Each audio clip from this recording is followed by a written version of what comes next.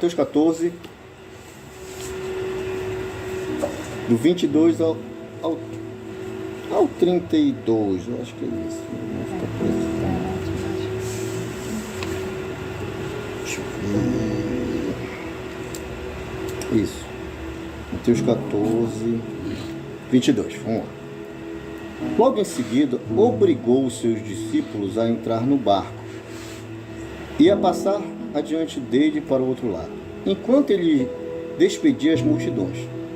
Tendo-as despedido, subiu ao monte para orar.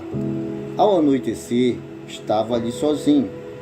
Entre mentes, o barco estava a muitos estádios da terra, açoitado pelas ondas, porque o vento era contrário. A quarta vigília da noite, foi Jesus ter com eles andando por sobre o mar. Os discípulos, porém, ao vê-lo andando sobre o mar, assustaram-se e disseram: é um fantasma, e gritaram de medo. Jesus, porém, imediatamente lhes falou, dizendo: tende bom ânimo, sou eu, não temais. Respondendo-lhe Pedro: Senhor, se és tu, manda-me ir ter contigo por sobre as águas. Disse ele: vem. Pedro, descendo do barco, andando sobre as águas, foi ao encontro de Jesus. Mas, sentindo o vento, teve medo. E começando a submergir, clamou: Senhor, salva-me. Imediatamente estendeu Jesus a mão, segurou-o e disse: homem de pouca fé, por que duvidaste? Logo que subiram para o barco, o vento cessou. Então os que estavam no barco adoraram, dizendo: verdadeiramente tu és filho de Deus. Hoje é a nossa terceira tempestade. Lembra o que significava tempestade? Quem lembra? Problemas, que mais? Dificuldades, crises, né? Ok. Lembra o que era o barco ou o navio? Era nossa casa, nossa vida ou a nossa família, né? Ok? Pode ser também, a gente pode colocar o trabalho também. Ok? Então vamos lá. Primeiro ponto, Jesus obrigou. Na minha Bíblia aqui está dizendo assim, Jesus obrigou. Tem algumas versões que está dizendo compeliu. Compelir é empurrar, é usar força para empurrar algo ou alguém. Por que Jesus empurrou os discípulos para entrar no barco? Porque a primeira tempestade que eles enfrentaram com Jesus no barco já foi ruim, sim ou não? Foi da semana passada. Então, os discípulos já não queriam mais ir. Não, agora não foi nada. Não, já foi ruim com ele. Vai ser pior se ele não for com a gente. Aí Jesus compeliu, obrigou, podemos dizer até forçou, ordenou, mandou. O Jesus que eu conheço da Bíblia, ele vai ter momentos que ele vai ordenar algumas coisas para nós. Ele não vai apenas pedir. Tem um versículo de Apocalipse que ele fala: aconselho-te. Ele está aconselhando. Mas vai ter momentos na Bíblia, vai ter momentos na nossa vida que ele vai obrigar você que é discípulo dele. Isso é uma característica de Jesus, tá? O barco já estava longe, muitos estádios. Está aí na sua Bíblia aí? Muitos estádios. O vento fez a água se agitar e bater as ondas no barco. Então eles estavam quase para afundar no mesmo lago, no mesmo lugar. Então, o que é estádios? Estádios é uma medida grega de tamanho, de espaço. Corresponde a 180 metros, mais ou menos. Quando é muitos estádios, então é mais de 180 metros também. O barco estava sendo açoitado pelas ondas, porque o vento era contrário. Então, podemos dizer que isso também era uma tempestade, né? Então, a tempestade estava se abatendo sobre a vida dos discípulos de Jesus. As tempestades sempre vêm. Acabou uma, vai ter sempre assim. As tempestades virão. No versículo 25 está escrito o seguinte: na quarta vigília da noite. Quarta vigília da noite, o judeu ele conta diferente, principalmente esses mais tradicionais. Eles contam diferente as horas. Vamos lá. De 6 até 9 é a primeira hora do dia. O dia para o judeu começa às 6 horas e termina às 6 horas da noite, da tarde. Pra gente aqui, o dia começa à meia-noite, correto? Né? 0 hora, vira o dia, meio-dia, tal, tarde, noite. Para eles não, é vigílias ou horas. Quando dá de 6 horas da noite até 9 horas, é a primeira vigília. De 9 à meia-noite é a segunda vigília. De meia-noite às 3 é a... Participe comigo, terceira vigília. E de 3 da manhã até 6 da manhã é a... Então, esse momento, eles estavam já de madrugada. Se Jesus despediu eles durante o dia, eles já estão pegando a tempestade, olha, a noite toda. E é quase para amanhecer. E quando a gente está na tempestade, né, parece que nunca tem fim, né? Quando a gente está passando por uma dificuldade em casa, com a família, na nossa vida mesmo, parece que nunca acaba. Parece que não tem fim essa tempestade. Imagina, tu tá com medo, o barco tá para virar no meio de um lago enorme, sem salva-vida, o barco tá para afundar e alta hora da madrugada, de repente tu vê um vulto vindo na tua direção, tudo escuro, não tem lanterna, não tem farol, não tem celular para iluminar, tudo escuro. O que os discípulos fazem? Eles falam, é um fantasma. Se fosse parar, se tivesse um parente lá, é uma visagem, meu irmão. Então quem compartilhou aqui é o mesmo sentimento que vocês tiveram quando vocês viram lá a visagem de vocês lá. O mesmo sentimento eles tiveram. A mesma coisa. Quer dizer, essa estratégia aí demoníaca não é de hoje, olha. Há muito tempo já tem isso aí. Tá? Então, quando Jesus, aqui nesse trecho, essa tempestade aqui, Jesus acalma duas tempestades. Como assim? A primeira tempestade que Jesus acalma é a tempestade de dentro. Ele diz, tende bom ânimo, sou eu. É como se ele dissesse, calma, sou eu que estou aqui. Não é o fantasma, sou eu estou aqui. A primeira tempestade que Jesus quer acalmar, melhor dizendo, é de dentro do nosso coração. É a primeira tempestade. Porque quando ele acalma os discípulos, sou eu. Calma, tem de bom ânimo, sou eu. É um momento que você vai raciocinar, poxa, eu preciso acalmar meu coração para resolver essa situação.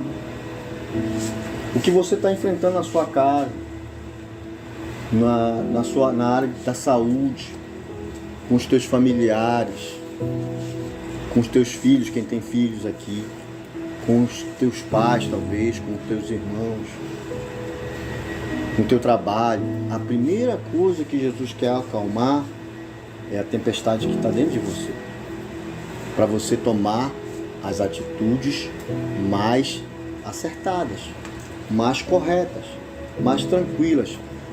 Hoje eu estava falando com o Ulisses sobre o Barbosa. Quem lembra do Barbosa? O Barbosa estava vivendo uma tempestade dentro dele, mas ele não compartilhou com ninguém e ele foi vencido por ela. Ele chamou Jesus para ele. Ele foi vencido por ela. Infelizmente. Tem tempestades que a gente tem que estar junto. Eram 12 caras naquele barco. Então, poxa, se você puder compartilhar, pega alguém que você confia, bora junto. Me ajuda aí. Vamos ver o que a gente pode fazer. Então Jesus, ele quer acalmar. A primeira tempestade é a tempestade de dentro de você. Os teus pensamentos, para você tomar as atitudes mais corretas, mais acertadas, mais de acordo com a palavra de Deus. Outra coisa que eu posso observar nesse texto é quando ele fala sou eu, a gente pode dizer assim, é um fantasma. Eles gritaram, é um fantasma. Ele diz, não, sou eu sou real. Jesus é real. Não sei como você acredita nisso, mas eu acredito com todo o meu coração que ele é real e ele está vivo. Então Jesus acalma os discípulos para eles terem decisões mais acertadas. Aí me vai o Pedro, depois que ele está todo mundo já, é Jesus, rapaz. Graças a Deus. O Pedro dá uma de maluco e diz assim, se é o Senhor, eu quero ir aí contigo. Diz assim, se é o Senhor, manda, joga uma palavra para eu ir aí. E Jesus disse, vem, só isso. E Pedro dá um primeiro... Como é que você acha que os outros falaram na hora? Que mais que podia ser? Que mais? Não faça isso, que mais? Pedro, tá doido? Não vai, rapaz, tu vai afundar. Vai te afogar. Vai afundar, não vai, rapaz. Se é paraense, você tá cheirado. Não vai, maluco. Mas Pedro foi. Sabe o que eu aprendo aqui? Que quem não quer viver o extraordinário com Deus, ele impede que você vá também. Quem não quer viver sobre a palavra do Senhor, que Pedro disse, não, só vou se tu mandar eu ir. Quer dizer, eu só vou sobre a tua palavra. E ele só foi quando Jesus disse, vem. Quem não quer viver sobre a palavra, diz para você também não viver. Quem não quer estar sobre a direção da palavra do Senhor Jesus, diz para você não vir também. Não, porque tu vai para a igreja. Tu vai dar o dízimo pro pastor? Para que tu vai para um bando de fofoqueiro lá? Pode vir, é como Jesus fala, pode vir que sempre tem lugar para mais um. É mesmo. São um bando de cara errado lá. Exatamente. Vem juntar com a gente que é todo mundo junto, é nós também. Todo mundo errado. É isso. A igreja não é para os certinho, não. A igreja é para os tortos que nem o Pedro, que quer viver o extraordinário, quer viver sobre a palavra do Senhor. Eu sou um desses malucos aí. Não sou perfeito, mas eu quero viver sobre a palavra do Senhor. Se você tiver essa coragem de sair do teu barco, de sair da tua casa e viver esse sobrenatural, para você andar como você nunca andou, para você viver como você nunca viveu, para você ter experiências que você nunca teve, tem que dar o primeiro passo. E Pedro começa a andar. Pedro desafia a lei da física. Como Jesus, que Jesus é o dono, né? Ele criou a física, então ele tem o domínio total. Pedro desafia a lei da física, porque o corpo de Pedro é bem mais denso do que a água, então não tinha como ele ficar em cima. Não tinha como. É muito mais denso o corpo humano. Ele ia afundar. Mas ele desafia a lei da física, quebra a lei da física ali. Só que acontece uma coisa com Pedro, né? Esse é o clássico. Acontece uma coisa com Pedro. E reparando ele no vento, Ele teve medo. Em outras palavras, ele olhou fixamente para a situação, para a força do vento, para a força das ondas, e começou a afundar porque ele teve medo. O medo, ele impede muito a gente de viver o extraordinário com o Senhor. O medo do que as pessoas vão dizer, o que meu vizinho vai falar, que agora eu vou para a igreja. O medo de mudar. E dá medo mesmo mudar. Isso aí eu tenho que admitir. Dá medo a gente mudar, sabe? Para viver o extraordinário de Deus, realmente dá uma certa segurança. Quando Pedro estava olhando para Jesus e indo na direção de Jesus, que não tinha nada. Ele estava olhando para Jesus, ele conseguiu andar sobre essa água. Quando ele olhou para a água e sentiu a força do vento batendo, a força da tempestade, ele começou a afundar. Nós temos que fixar o olhar em Jesus. É isso que, para viver o sobrenatural, tem que fixar o olhar em Jesus. Se você olhar na força da tempestade, se você reparar, ficar dando mais atenção à tempestade, você vai afundar. O problema é muito grande. Eu não vou conseguir. Minha família não vai dar certo. Não, eu vou perder. Se você olhar a tempestade realmente, você tem que olhar para Jesus. E tudo que você olha fixamente entra no teu coração. Vou te dar um exemplo. Eva olhou para o fruto proibido e desejou. Entrou no coração dela o desejo. Davi olhou para uma mulher tomando banho numa janela e aquilo entrou no coração dele. Ele desejou aquela mulher, que era a mulher de outro cara. Então tudo que você olhar fixamente, você acaba desejando no teu coração. Cuidado com o que você está olhando. Cuidado com o que você está olhando, dando mais atenção. Ok? Vamos lá, para a gente já ir para as considerações finais.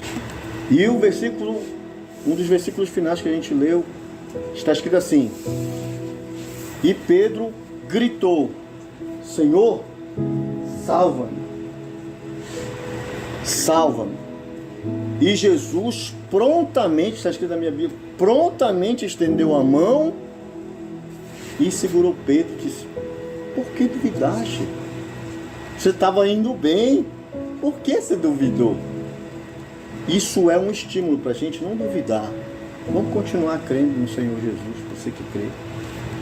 Vamos continuar crendo, mesmo que as tempestades estejam nos engolindo. Aí uma pergunta aqui, quem já se afogou aí, alguma piscina, algum rio? Já se afogou? É muito ruim. É muito ruim. Tentando socorro, consegue sair. Já também? Já também? É ruim? E o que você faz se tiver alguma coisa perto? Agarra pra tentar não. Você? Agarra. Com toda a força? Claro, tô morrendo, né? Tá certo? Vocês concordam com a Ingrid? Sim ou não? Você agarra desesperadamente. O que você acha que Pedro fez quando sentiu a mão de Jesus? Segurou com a outra. Segurou. Eu já ia agarrado com ele aqui assim, com o pé e tudo. É exatamente isso. Jesus, ele está disposto, pronto e disposto para nos salvar. Basta a gente se agarrar nele. E eu vou te falar, eu agarrava ele de um jeito que eu não me solta aqui, que agora eu já estou contigo. E é isso que eu tenho feito. Mesmo nas minhas dificuldades, mesmo nos meus erros, mesmo nos meus vacilos, eu tenho me agarrado no Senhor. Tem dado certas coisas para mim? Muitas das vezes não. Minha família está tudo ok? Não. Mas eu tenho me agarrado no Senhor com toda a minha força. E Jesus vem com Pedro, diz a Bíblia, e ele entra no barco. Jesus não quer só te salvar, ele quer entrar na tua vida. Ele quer entrar na tua casa. Ele quer entrar na tua família e mudar a tua história. Quando ele entra no barco com Pedro, a tempestade de fora, ó, cessa. Essa tempestade de Mateus 14 é uma oportunidade de você trazer Jesus para dentro da sua casa e você viver de uma maneira extraordinária. Amém?